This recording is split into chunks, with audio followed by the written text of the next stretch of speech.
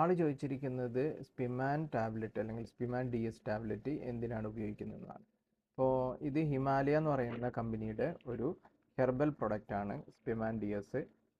പുരുഷന്മാരുടെ reproductive ഹെൽത്തിനെ support ചെയ്യാൻ വേണ്ടിയിട്ട് ഉപയോഗിക്കുന്ന ഒരു പ്രൊഡക്റ്റാണ്.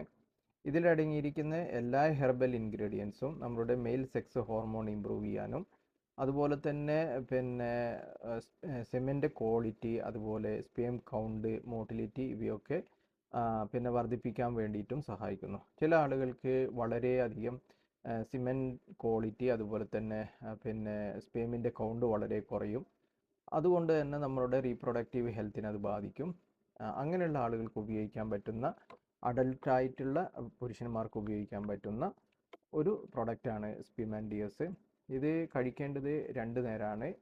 2 ടാബ്ലറ്റ് വീതം 2 നേരം കഴിക്കുക. കണ്ടിന്യൂസ് ആയിട്ട് നമ്മളൊരു 4 മാസം ഇല്ലാന്നുണ്ടെങ്കിൽ ഒരു 6 മാസം വരെയൊക്കെ ഇത് കഴിക്കണം.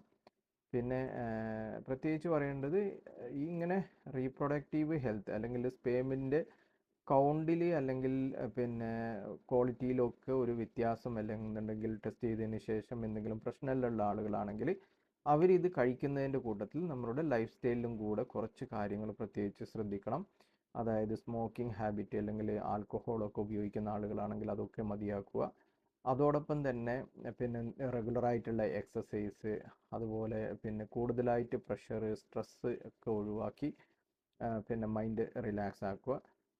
പിന്നെ നമ്മളുടെ ഭക്ഷണത്തിലാണെങ്കിൽ കൂടുതലായിട്ട് സിട്രസ് അടങ്ങിയിരിക്കുന്ന ഫ്രൂട്ട്, അല്ലെങ്കിൽ vitamin C, vitamin E, vitamin D ഇതൊക്കെ അടങ്ങിയിരിക്കുന്ന, സിങ്ക് ഇതൊക്കെ അടങ്ങിയിരിക്കുന്ന വെജിറ്റബിൾസ് ആയാലും ഫ്രൂട്ട്സ് ആയാലും അതുപോലെ വാൽനട്ട് പോലത്തെ കാര്യങ്ങളൊക്കെ എന്ത് ചെയ്യുക, നമ്മളുടെ ഡയറ്റിൽ കൂടെ ഉൾപ്പെടുത്തുന്നത് വളരെ ഇമ്പോർട്ടൻ്റ് ആണ്.